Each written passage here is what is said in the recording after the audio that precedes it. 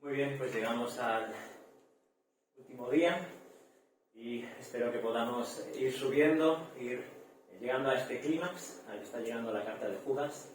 Y ahora el autor va a reconectar con lo que estaba diciendo ya para nosotros hace varios días, ¿vale? Pero se leería la carta entera, ¿vale? Y se vería en todo, y entonces la conexión en ese momento puede ser más fácil con lo que estaba diciendo en el versículo 3. De hecho, vamos a ver cómo hay una conexión bastante evidente con el versículo 1, 2 y 3. Así que Judas vuelve al tema que él quería compartirles acerca de esta común salvación y ahora es el momento.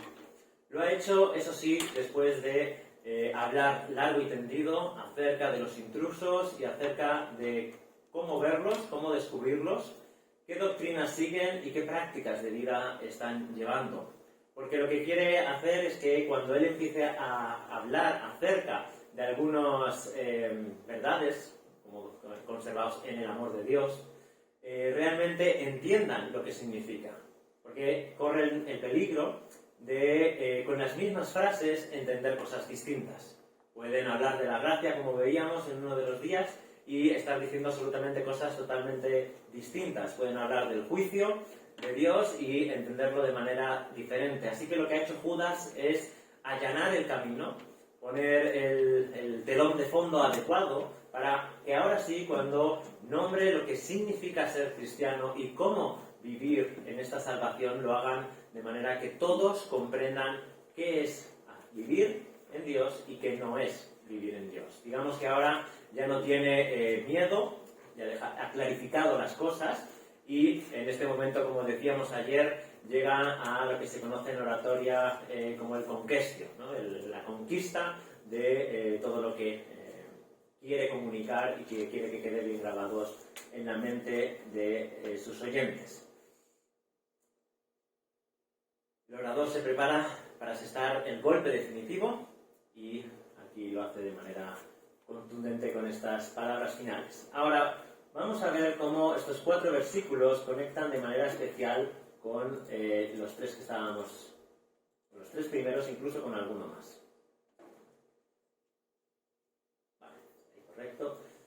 En primer lugar, tenemos las mismas palabras, os las escribo ahí en griego para que veáis que es lo mismo. A veces nuestras traducciones pierden la repetición de las palabras por ayudar a la comprensión, pero a veces se pierden estas distinciones. La palabra amados, que había salido en el versículo 3 y que digamos que ha dejado su uso hasta el versículo 17 y el 20. Después el ágape de Dios, ¿vale? El amor de Dios, que sale en el versículo 1 y sale en el versículo 21. Lo que es nombrado aquí como la Santísima Fe es la palabra pistis, que sale también en el versículo 3 y sale en este 21. La idea del futuro, en el versículo 1 está hablado como aquellos que esperan, ¿no? Que somos guardados para Jesucristo, ¿vale? Y aquí está en medio de la esperanza, ¿no? De cómo nosotros como creyentes esperamos la misericordia de nuestro Señor Jesucristo para vida eterna. Otra de las palabras con las que se conecta con los primeros versículos es la misericordia, ¿vale? Eleos, el versículo 2, y esto se repite tanto en el 21 como en el 22. Y por último, otra palabra que se usa bastante es tereo, en griego, que es conservaos. Y esta, como veis, luego hablaremos un poquito más de esta palabra, sale tanto en el versículo 1, como en el 6, como en el 13, como en el 21. Así que es una palabra que es importante para Judas. Así que todos estos enlaces que hay aquí apuntan a favor de esta argumentación climática. Está como recogiendo todo lo que ha dicho hasta este momento y ahora pues lo va a soltar y los oyentes, que somos nosotros también, vamos a quedar atentos e impactados por lo que Judas quiere transmitirnos. Además, cada una de estas características que va a hablar de cómo vivir la vida cristiana, tiene su factor inverso en la vida, en cómo vivían estos intrusos. Muy bien, estos 4 versículos, vamos a estar viendo 20, 21, 22 y 23. Los 2 últimos, como os acordáis, los usamos de introducción, ¿vale? Porque no había tiempo para verlo todo. Pues estos 4 versículos se dividen de la siguiente manera, de manera sencilla. ¿vale? Cómo deben vivir los amados, versículos 20 y 21, y cómo los amados deben tratar a los intrusos, ¿vale? Cómo deben vivir ellos, el reto personal y el reto comunitario, versículos 20 y 21, y el reto de tratar como creyentes, como hijos de Dios, a estos intrusos, versículos 22 y 23. Vale. En primer lugar, ¿cómo deben vivir los amados?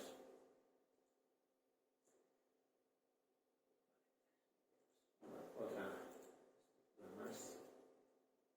Conservaos en el amor de Dios, que es un imperativo, es el mandamiento que encontramos en estos 4 versículos. Lo que ellos tienen que hacer es conservarse en el amor de Dios. Ahora entraremos a ver qué significa exactamente.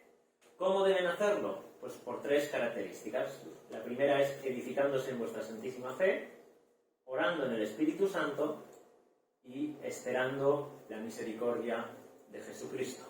Así que estas 3 frases dependen del imperativo, son participios, y por lo tanto están explicando el cómo. Lo que tenemos que hacer, está diciendo, los que deben hacer es conservarse en el amor de Dios. Vale, muy bien, pero ¿cómo lo hacemos? ¿Qué significa? Bueno, pues significa lo siguiente: edificarse en vuestra santísima fe, orando en el Espíritu y esperando la misericordia de Dios. Vale, como os decía, volvemos otra vez a la palabra que hemos apuntado anteriormente. Conservaos en el amor de Dios. La palabra en griego es tereo, y esta palabra, bueno, este verbo, ¿vale?, con sus distintos tiempos verbales y personas y géneros y números, pues sale a lo largo de esta carta hasta 5 veces en total.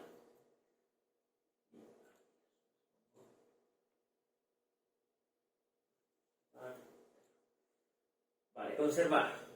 Esto es importante porque nuestras traducciones, así como David nos ayudaba a recordar que los autores no eran expertos, los traductores no eran expertos en figuras literarias, a veces los traductores, o las versiones de la traducción, por amor a intentar comprender y ayudar a comprender en el lenguaje en el que están, pierden de vista o no reflejan adecuadamente ciertas repeticiones que hay en el texto para ayudarnos a pensar, para ayudarnos a fijar nuestra mente. Y aquí tenemos una de esas repeticiones que hace Judas intencionalmente, que a cualquier persona que estuviera escuchando este texto, esta carta leída, enseguida le hubiese ayudado a conectar, ¿no?, todas las cosas. Sin embargo, nosotros, al cambiar la traducción, pues perdemos estos bonitos detalles. De las Biblias que he consultado, ninguna que traduce todas exactamente igual. La máxima que se acerca es la Biblia del siglo del oro. Así que, de Cipriano. Así que es la que casi consigue unificar todos los textos. Pero, bueno, pues para eso estamos aquí, para ver estas cosas. En primer lugar, versículo 6 habla, o quiero resaltar, que los ángeles no conservaron su señorío original. Y la palabra es la misma que tenemos aquí. La siguiente frase, que es en el mismo versículo, es la misma palabra, yo ya os pongo con esta traducción, los ha conservado en prisiones eternas. Es decir, que ellos no se conservan para Dios, pero son conservados por Dios para prisiones eternas. Y esto mismo es lo que le ocurre, o lo que le va a ocurrir a los intrusos. Versículo 13 dice: estos, los intrusos, los encubiertos, dice: quienes la oscuridad de las tinieblas ha sido conservada para siempre. En la traducción de las Américas que yo tengo, dice: ha sido reservada. Porque matiza a lo mejor la idea de algo que está guardado en el tiempo para ello. Pero el verbo es el mismo. Así que si la idea es la siguiente: los ángeles no se conservan para Dios, no se someten a Dios, no viven dentro de los límites de Dios, por lo tanto Dios los conserva para prisiones eternas. Y esto mismo es lo que le va a suceder a todos aquellos que no se conservan para Dios y van a estar destinados, van a estar conservados para las tinieblas de la oscuridad. Ahora, esto contrasta con lo que ha estado diciendo acerca de los creyentes, acerca de los amados. Los amados son conservados para Jesucristo, versículo 1, porque, o al mismo tiempo, o en sinergia, el uno con el otro, ellos se conservan en el amor de Dios, que es el texto, la palabra que tenemos hoy aquí. Y este es el contraste. Los ángeles y los intrusos no se conservan para Dios, y Dios los conserva para un destino eterno malo. Nosotros debemos conservarnos para Dios, porque Dios nos está conservando para Jesucristo y para la vida eterna que va a ser revelada para Él. Muy bien. Espero que no os haya perdido con este jaleo de los verbos en griego. Pero es importante, ¿no?, percibir esta idea, ¿no? En todo momento está presentando dos caminos: el camino de los intrusos, el camino de la perdición, el camino de diluir el Evangelio, el camino de vivir para Cristo, de defender el Evangelio, de amar a Dios y de tener la recompensa final en Cristo. Así que es importante conservarse en Dios, es importante someterse a Dios, es importante amar a Dios, es importante vivir en la esfera del amor de Dios de manera permanente. Y ahora viene la pregunta, bueno, eso está muy bien, todos queremos, ¿no?, conservarnos en el amor de Dios. ¿Y cómo lo hacemos? Pues Judas nombra estas tres cosas, ¿vale? Edificándonos en vuestra santísima fe, orando en el Espíritu y esperando ansiosamente la misericordia que un día vendrá mostrada y realizada por medio de Jesucristo. Así que Judas está enfatizando de nuevo urgentemente tomar una decisión, no dejarnos llevar por las circunstancias, no dejarnos ir con la corriente, sino que tomemos en serio estas cosas y actuemos en consecuencia. Intentemos sacar de nosotros excusas para no vivir para Cristo en este momento.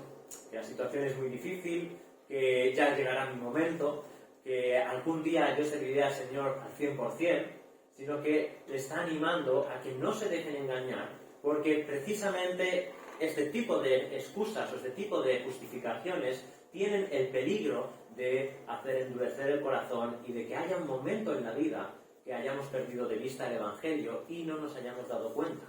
Porque eso es lo terrible del asunto. Estar viviendo de espaldas a Dios y pensar que estamos viviendo para Dios. Esto mismo le ocurrió al apóstol Pablo antes de ser rescatado por Jesucristo, que pensaba que vivía para Dios y estaba persiguiendo a la iglesia de Dios. Así que es posible, por ser entenebrecidos y apartados del auténtico Evangelio, vivir de espaldas a Dios. Por eso y no darnos cuenta. Por eso de manera constante es urgente mirarnos a nosotros mismos en comparación, en contraste con la Biblia, con la palabra de Dios y corregir aquello que no estamos viviendo de manera adecuada. Ahora, conservarse en el amor de Dios. El amor de Dios puede significar dos cosas en este sentido. Una puede ser que es el amor que Dios nos da, y la otra puede ser el amor que nosotros respondemos o retribuimos a Dios en consecuencia de ese amor. El griego pues tiene esta doble opción de traducción. Casi sería lo más adecuado no descartar ninguna de las dos, aunque entendiendo que en el versículo 1 está hablando de vivir en el amor de Dios, es decir, de que como creyentes somos definidos por vivir de manera constante, siendo bendecidos y fortalecidos y animados en el amor de Dios. Creo que aquí también debemos entenderlo de esta manera. Es el amor de Dios derramado en nosotros, viviendo constantemente y acercándonos a lo que Cristo ha hecho por nosotros, al amor de Dios en la cruz del Calvario, en su resurrección, a todas las bendiciones que recibimos en Dios, que podemos conservarnos en Él. Y cuando estamos mirando a Cristo, cuando estamos contemplando su gracia, entonces, de manera como una reacción, respondemos en amor a Dios. Es algo que se produce en nosotros en respuesta al amor de Dios. Y creo que este es el sentido que tenemos aquí. Las dos ideas son bíblicas y las dos ideas se retroalimentan la una a la otra. El Evangelio de Juan nos habla de amar a Dios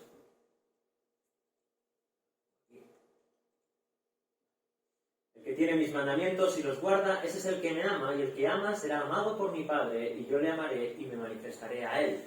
Así que el Evangelio de Juan, Jesús nos está hablando de que vivir en los mandamientos de Dios es una manifestación de amor a Dios, y en respuesta a ese amor, Dios nos ama, nos muestra su amor y su gracia aún más evidente. Yo le amaré y me manifestaré a él. Dice el versículo 23, Jesús respondió y le dijo, si alguno me ama, guardará mi palabra y mi Padre lo amará y vendremos a él y haremos con él morada. Así que lo que está diciendo el Evangelio de Juan, o Juan en este momento, es que cuando amamos a Dios, Dios responde con un amor de perfeccionamiento. Sentimos más la presencia de Dios, comprendemos más su gracia, Dios nos aumenta más y más su amor, su bendición, su bondad, y nos acercamos más a él.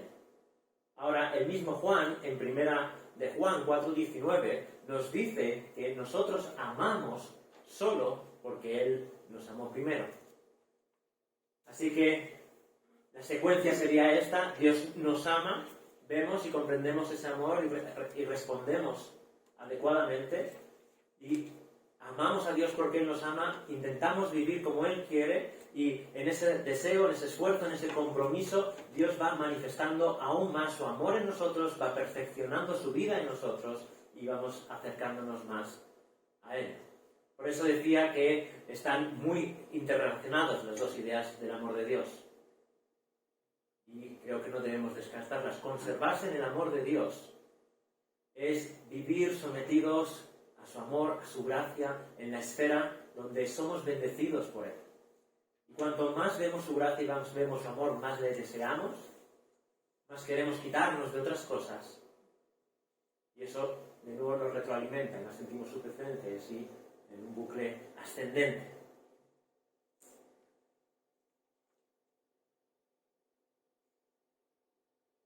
Muy bien. Así que esto es conservarse en el amor de Dios. Sentir su presencia, vivir en su amor, comprenderlo y responderle en consecuencia. Ahora, ¿cómo lo hacemos? Bueno, dice en primer lugar que una de las maneras es edificándonos en vuestra santísima fe.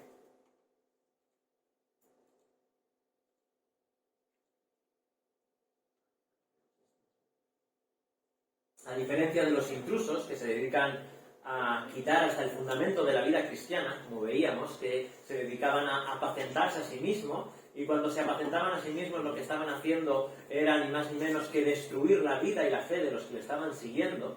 Así que son personas que están quitando el fundamento, son personas que están alejando, si es posible, a los creyentes temerosos de Dios de una vida recta delante de Dios.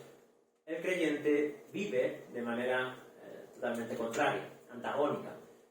Viven de esta manera, edificándose edificándoos en vuestra santísima fe.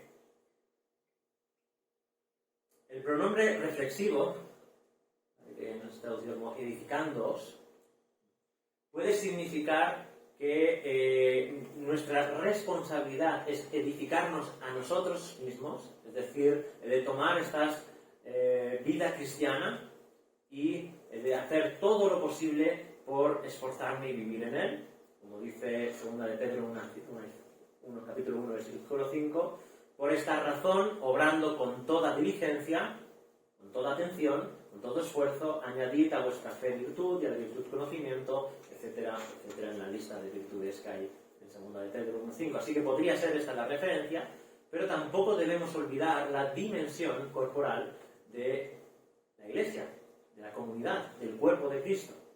Y podría ser una responsabilidad compartida, ¿no? Unos a otros nos edificamos, unos a otros nos animamos a la fe, nos exhortamos, nos ayudamos a levantarnos cuando estamos caídos, nos llamamos la atención cuando nos desviamos, y juntos vamos caminando en la vida de la fe. Como dice un autor muy famoso, el proyecto de la fe es un proyecto comunitario. La vida de la fe es un proyecto comunitario.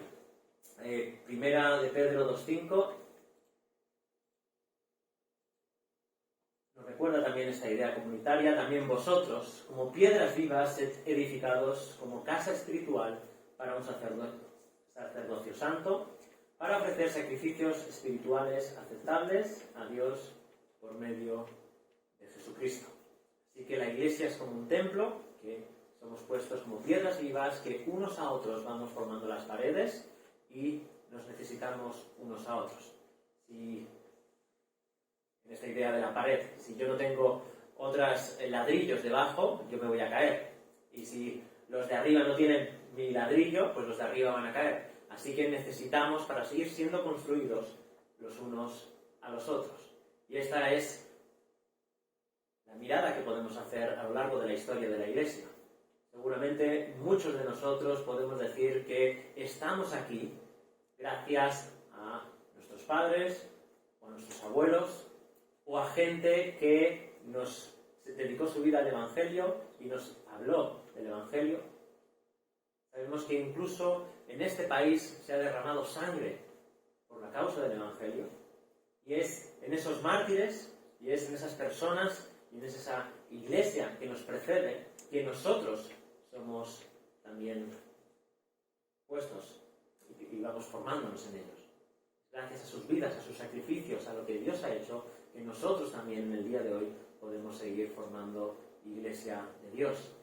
No solo hemos de recordar la historia de la Iglesia para hablar mal de las cosas que se han hecho mal, sino también debemos honrar a todos aquellos que nos han precedido en el camino de la fe.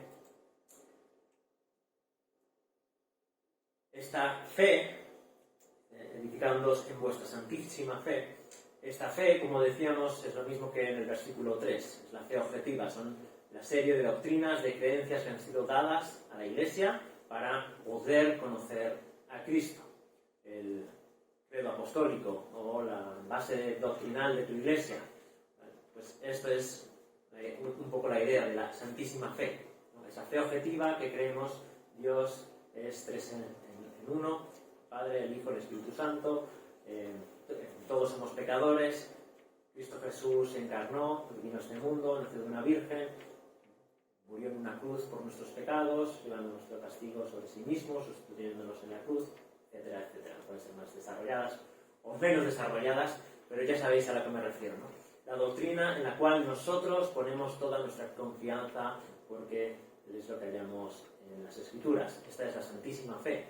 Y dice santísima fe, y esta idea de santísima nos contiene tres cosas. En primer lugar, es santísima porque el origen es santo. La fe que tenemos nosotros es una fe que nos ha sido dada, que nos ha sido entregada, pero no nos ha sido entregada o dada por ciertas personas, como algunos a veces intentan atribuir al cristianismo, que se reunieron acerca del año 300 en un concilio y dijeron, vamos a ver, coger la fe. Y empezaron a coger de aquí, de allá, tomaron recortes y más o menos hicieron un copia y pega, y esto es la fe. Eso no es, ni mucho menos, la fe. Es lo que Dios nos ha dado por medio de Jesucristo y que por medio del Espíritu Santo ha ido controlando y guiando para que en el día de hoy, desde hace 2000 años que fue dado a los apóstoles y ahora a nosotros y que está registrado, podamos conocer lo que Dios quiere que conozcamos para nuestra salvación y para conocer a Dios el Padre y a su Hijo Jesucristo. Esta es la Santísima, así que la procedencia es santa porque Dios es santo. Pero el contenido de esta fe, las verdades maravillosas que contemplamos en ellas también son santas, son únicas, son verdades tremendas porque son verdades de Dios. Y como estamos viendo en esta sesión de estos días, acercarnos a la cruz y ver lo que Dios ha hecho en Jesucristo es una verdad absolutamente tremenda.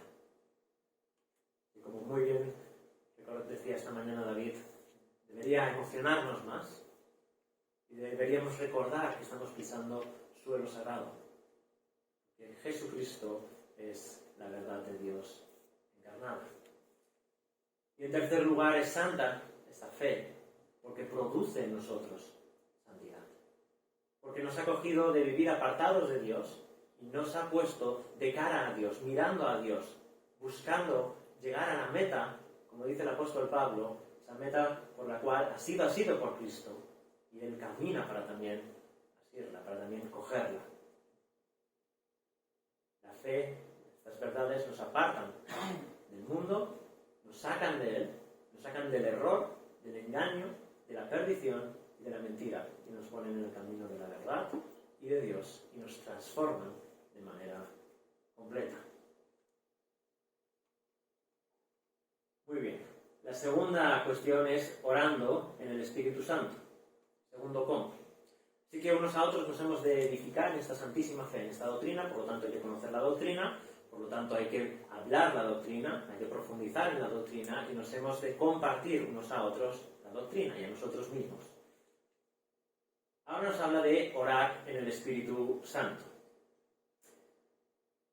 Básicamente edificarnos es la palabra de Dios y orar en el Espíritu Santo es orar.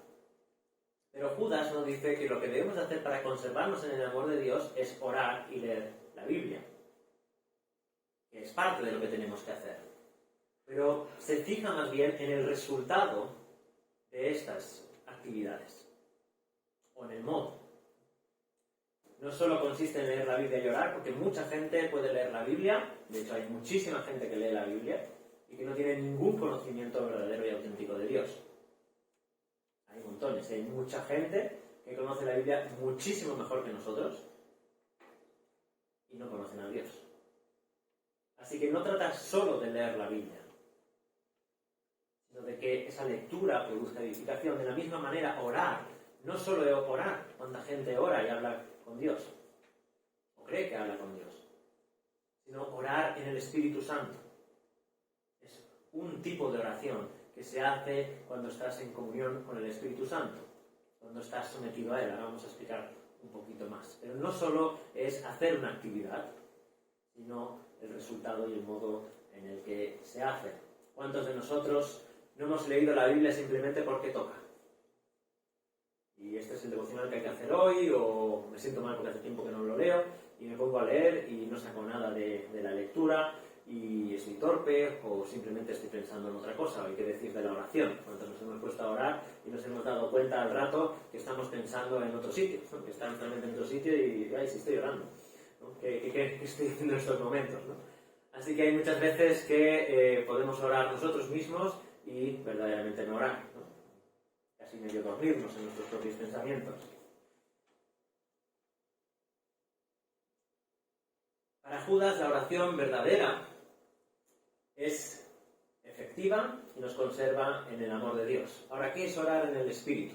Bueno, muchos comentaristas rápidamente vienen a decirnos que orar en el Espíritu no es orar en lenguas.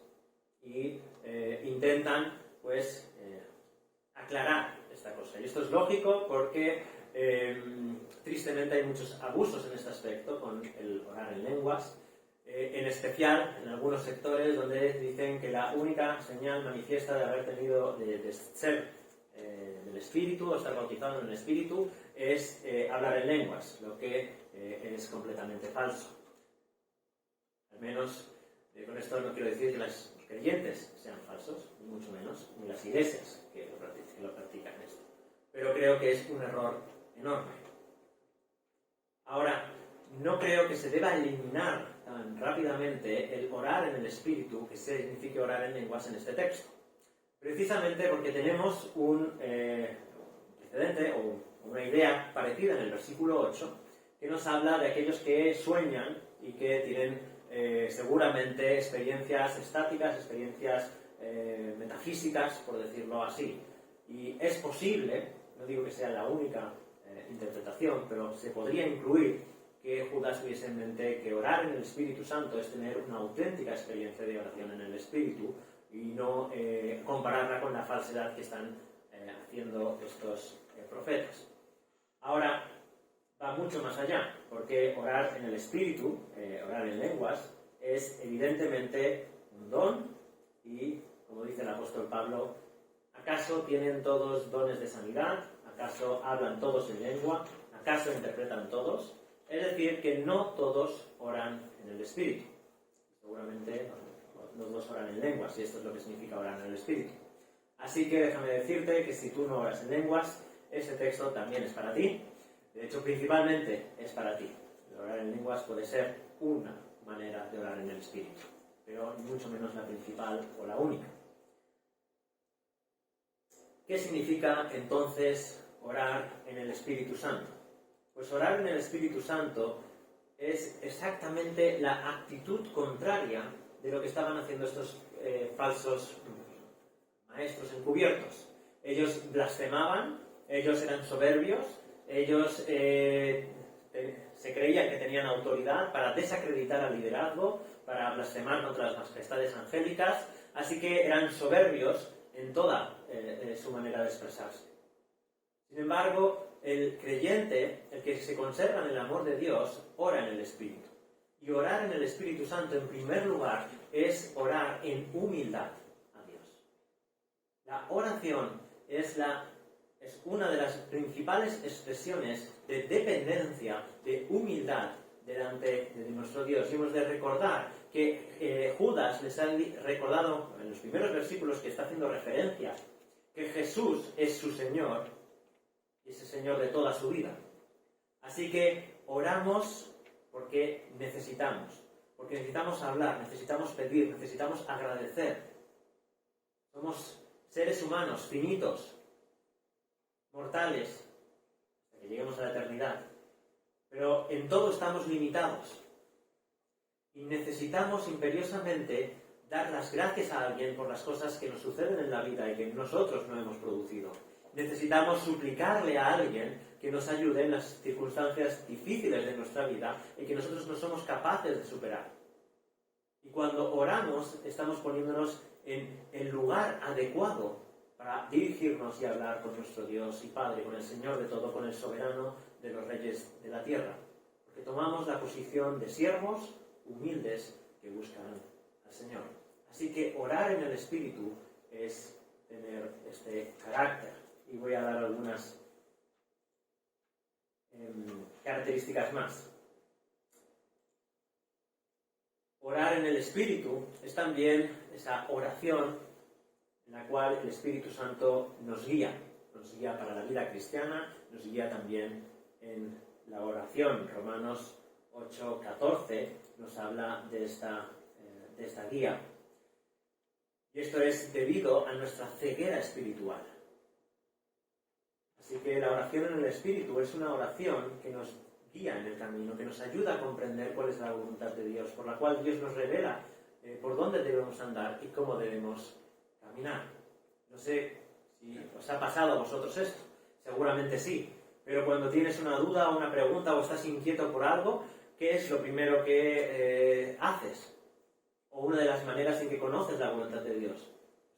Yo creo que la mejor es abrir las Escrituras, empezar a buscar el rostro de Dios, leer la Biblia y esperar que Dios aclare tu mente y produzca iluminación, guía y dirección y paz en tu corazón acerca del asunto que tienes. Y esto se hace porque estás en comunión con el Espíritu, orando en el Espíritu. El Espíritu Santo también testifica que somos hijos de Dios. Romanos 8:16. Y esto no es solo ocurre cuando estamos orando, ¿no? Pero quizás es la manera más fácil de percibirlo cuando estamos en la presencia de Dios, centrados en Dios y buscando el rostro de Dios. Pero Dios puede testificarte en muchos otros sitios, evidentemente. Pero Dios testifica que somos hijos de Dios por medio del Espíritu Santo contra todo argumento y sentimiento que muchas veces tenemos contrarios. Culpas paranoicas que podemos sufrir acerca de que ya con Dios ya no tiene nada que hacer con nosotros, somos tan malos, somos tan terribles. Sin embargo, viene el Espíritu Santo y nos consuela, trayéndonos la palabra de Dios, testificando de que somos sus hijos, de que nos ama, de que estemos tranquilos. Y esto también es una experiencia en la oración en el Espíritu. Pone también preocupaciones legítimas, cargas por creyentes inconversos, por inconversos y por el reino de Dios. Así que la oración en el Espíritu es aquella oración que cuando estás orando, de repente pues te viene alguien a la memoria y empiezas a orar por esta persona. Supongo que también os ha sucedido, ¿no? Que estáis orando, muchas veces pues una de las cosas que nosotros hacemos al orar, y a veces un poco egoístamente, es orar por todas nuestras cosas, ¿no? Lo que a nosotros nos importa, y luego, bueno, pues tengo un tiempo para interceder, ¿no? Y entonces, pues empiezas a interceder. Pero empiezas a interceder y te viene alguien a la mente, y luego te viene otra persona, y de repente viene otra persona, y de repente viene otra persona, y no parece que haya fin para esa oración. Y dices, Señor, estoy intercediendo por tantas personas, tanta necesidad, ¿no? Porque el Señor va poniendo carga sobre tu vida, sobre hermanos, sobre los cuales quiere Él obrar y pide tu oración.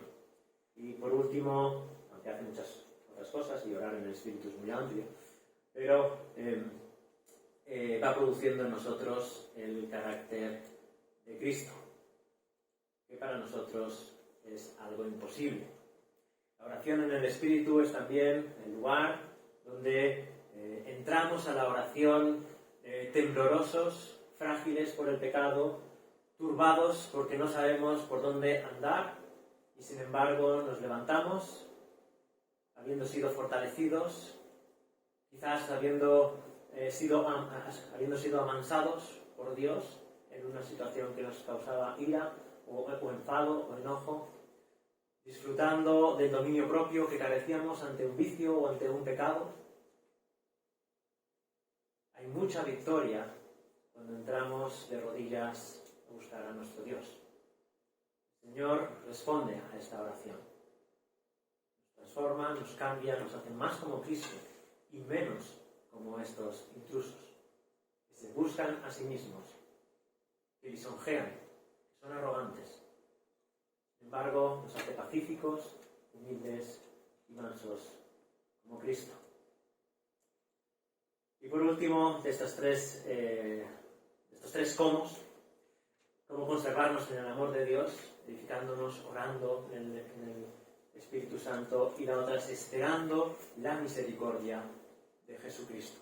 Y de nuevo hay un contraste total con lo que deben esperar al ver a Jesucristo aquellos que son contrarios al Evangelio, que están entorpeciendo a su iglesia, que están haciendo caer a otros hermanos, con lo que debemos esperar como creyentes, como hijos de Dios. Esperamos ansiosamente la misericordia de nuestro Señor Jesucristo para vida eterna. Esta espera no es una espera de resignación, es una espera de deseo. Deseamos ansiosamente, tenemos ganas de que Cristo esté, tenemos ganas de que Jesucristo venga de una vez por todas y muestre por fin su misericordia a nosotros y a todos aquellos que han creído en su nombre y que están sufriendo y que están padeciendo y que están esperando y clamando debajo del trono, como dice Apocalipsis: ¿cuándo, Señor, vengarás la muerte de los nuestros? Hay una espera ansiosa por ver la justicia de Dios en este mundo, por ver su misericordia, por ver su nombre glorificado. Deseamos que venga Jesús, porque cuando Jesús venga, todo va a cambiar, todo va a ser distinto, todo va a ser glorioso. Y la belleza del Evangelio, la gran maravilla, es que Dios nos ha incluido en este maravilloso vida eterna. Dios te ha incluido a ti, me ha incluido a mí, pagando un altísimo precio, enviando a Jesús a morir en la cruz. Pero estás incluido, hermano. ¿Cómo no esperar a este Jesús con ganas? ¿Qué va a ser el encuentro con Él cuando sea manifestada la vida eterna, la vida con Dios? Algo absolutamente indescriptible y maravilloso. Nos conservamos en el amor de Dios cuando nos acordamos de que Jesús está viniendo y cuál es lo que nos ha prometido a nosotros los que creemos. ¿Cuántas veces has tenido o tienes dificultades y tenemos dificultades en este mundo? ¿Por qué el mundo es tan complicado? ¿Qué necesidad hay de tanto sufrimiento? Solo Dios tiene estas respuestas y estas verdades en su sabiduría y en su conocimiento. Pero hasta el día en que Él venga, nosotros estamos aquí gimiendo para que sea revelada por fin su gracia y todo lo que hemos sido llamados a ser en Cristo en su venida. Pero hay algo más que Judas quiere tratar con ellos. Y es cómo tratamos o cómo han de tratar a estos intrusos. Y aquí hay dos opciones. En estos dos versículos que dice: y tened misericordia de algunos que dudan, a otros salvad, arrebatándolos del fuego, y de otros tened misericordia con temor, aborreciendo aún la ropa contaminada por la carne. Estos 3 versículos se pueden interpretar de 2 maneras. Todas las versiones que yo he consultado interpretan de la misma, así que voy a llamar a esta interpretación la interpretación tradicional, sin ningún tipo de algo peyorativo. Creo que es muy válida, es lógica, es razonable, es teológicamente correcta, no hay nada contra esta interpretación. Sin embargo, voy a abogar por otra que creo que se ajusta más al texto. Ahora, si quieres conocer con detalle esta primera interpretación, su significado y su aplicación, y aquí sí que os recomiendo, aún si cabe más, el libro de David Moore. Lo explica de una manera fabulosa, así que yo no tengo nada que añadir a eso, pero sí que os voy a intentar explicar lo que yo creo que, y algún que otro, que está diciendo Judas en este momento. Bueno, primero unas pinceladas técnicas. 3 grupos o un grupo. Vale. En el versículo 22 dice: y tened misericordia de algunos que dudan. Vale, la palabra usada aquí, que dudan, es la palabra diacrino, que tenéis ahí en la pantalla. Vale, la palabra diacrino puede significar tanto dudar como discutir. Y por eso nuestras traducciones hablan aquí de los que dudan.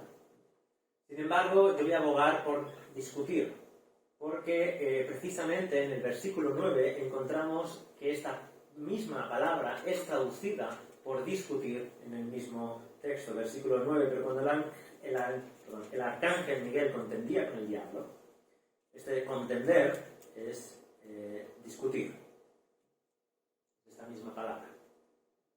Por lo tanto, os he dicho que está recogiendo todo lo que acaba de decir, llevándolo a sus rimas, y está usando deliberadamente palabras que ha usado y trayéndolas aquí.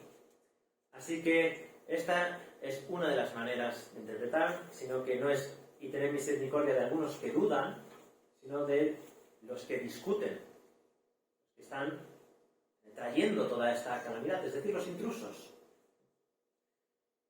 Y otra de las claves para interpretarlo de esta manera es lo que cosas raras que pone ahí, es hous, es el pronombre relativo, y puede tener una función distributiva o una función secuencial.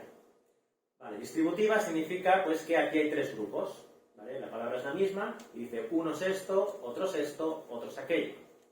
Pero este pronombre también puede ser, y se usa, aunque con menor frecuencia, pero también se encuentra de una manera secuencial. ¿Qué significa? A los que, por ejemplo, a los que combaten o a los que discuten, a los que necesitan ser salvados arrebatándolos del fuego, a los que tenéis que tener misericordia con temor, aborreciendo aún la ropa contaminada de la carne. Es decir, es el mismo grupo, pero que tiene 3 aspectos distintos. Son las mismas personas. Los que discuten son los mismos que los que hay que salvar arrebatándolos del fuego, y son los mismos que hay que tener cuidado de no mancharse con sus obras. Así que por estas 2 cosas, y entendiendo que hasta este momento Judas no ha mencionado 3 grupos en ningún lugar, suena un poco extraño que de repente hayan tres grupos a los que menciona. Que podría ser posible, porque estos 3 grupos son lógicos, ¿vale? Que hay personas que dudan bajo estas palabras, que hay otros que estén ya tan cerca de creer lo que dicen, que haya que arrebatarlos del fuego, y que hayan otros que ya no hayan prácticamente nada que hacer con ellos, ¿no? Podría ser, pero me parece que encajaría más que siguiese hablando solo de 2 grupos, los amados y los intrusos en este momento. Por estas razones me inclino a pensar que esto es lo que está diciendo en estos momentos Judas. ¿Qué significa? Significa que quiere que el trato con los intrusos esté bañado en misericordia. Y esto es absolutamente sorprendente. Si tú eres como yo, creo que habrás condenado y juzgado y aniquilado a estos intrusos no sé cuántas veces, ¿no? Son malos, malos, malos, rematadamente malos, y así hay que tratarlos. Sin embargo, Judas no quiere que el gran daño que están haciendo, en primer lugar les afecte llenándose de ira y de amargor y tratándolos mal. No está diciendo que no tengan que pararlos y que no tengan que llamar la atención, y de manera muy seria. Pero sí que está diciendo que aún en esa situación han de tratarlos con misericordia, precisamente porque Jesucristo es misericordioso. Y si ellos están esperando ansiosamente la misericordia de Jesús, ellos mismos han de tratar con misericordia a estas personas. Quizás Dios les conceda el arrepentimiento para la vida. Y a pesar de todo este daño, un buen testimonio puede ser usado por Dios para traer a alguno de ellos a la verdad del Evangelio. Así que de estos que discuten hay que tener misericordia, hay que buscarlos para salvarlos porque están bajo las llamas del infierno, bajo el juicio de Dios. Viene el juicio que los va a condenar a todos y hay que buscarlos para salvarlos. Así que, y por último, hay que hacerlo con temor, aborreciendo aún la ropa contaminada por su carne, es decir, la ropa sucia, las obras injustas, hay que aborrecerlas, hay que apartarse con temor de todo lo que están haciendo. No han de confundir la misericordia con la aprobación de su conducta. Tienen que aborrecer su conducta, pero han de intentar esperar que Dios manifieste su misericordia en ellos. Porque ellos son tan inmerecedores de la gracia de Dios como los intrusos. Y nosotros somos tan inmerecedores de la gracia de Dios como los propios intrusos. Por eso le pedimos al Señor que tenga misericordia de nosotros. Y acabamos leyendo los dos últimos versículos con los cuales iniciamos este campamento. La situación de la comunidad es terrible. Pero han de vivir y han de esforzarse en vivir en comunión con Dios, edificándose unos a otros, orando en el Espíritu, esperando a Jesucristo, llenos de la misericordia de Dios en el trato con todas las personas. Y aunque esto parezca muy difícil, y es muy difícil, nuestra confianza está en que Dios va a operar en nosotros de manera poderosa, limpiándonos de las obras injustas, vistiéndonos con ropas de lino fino y guardándonos y presentándonos delante de su presencia con gran alegría. Aunque toque sufrir, aunque toque llorar, aunque toque hacer cosas que disgustan, como llamar la atención a estos intrusos. Nuestro destino final es un destino de gran alegría, de gran bendición, de gran gozo, porque nuestro Salvador nos ha amado y ha venido a buscarnos. Por lo tanto, a Él sea toda la gloria, todo el dominio, toda la autoridad, por todos los siglos. Vamos a leerlos. Y aquel que es poderoso para guardaros sin caída y para presentaros sin mancha, en presencia de su gloria con gran alegría. Al único Dios, nuestro Salvador, por medio de Jesucristo, nuestro Señor, sea gloria, majestad, dominio y autoridad, antes de todo tiempo y ahora y por todos los siglos. Amén. Bendito Dios y Padre, esta es también nuestra oración delante de ti. Queremos comprometernos contigo y queremos vivir conservándonos en tu amor, maravilloso e increíble amor que has tenido por nosotros y que tienes por nosotros. Queremos responderte de manera adecuada, aunque nos vemos totalmente incapaces de amarte con todo nuestro corazón y con todas nuestras fuerzas y con toda nuestra alma. Y por ello es que oramos en tu Espíritu Santo pidiéndote que nos capacites para vivir una vida de amor hacia ti y hacia nuestros semejantes. Incluso a aquellos que están obrando pérfidamente y haciendo daño y burlándose, te pedimos que los salves y que tengas misericordia de ellos. Te pedimos que nos ayudes en nuestro caminar diario, que podamos ser responsables los unos de los otros y animarnos a la fe y a las buenas obras. Y Señor, cada vez que miramos a este mundo y miramos nuestro corazón, solo podemos decirte: ven pronto, Señor. Ansiamos tu venida. Ansiamos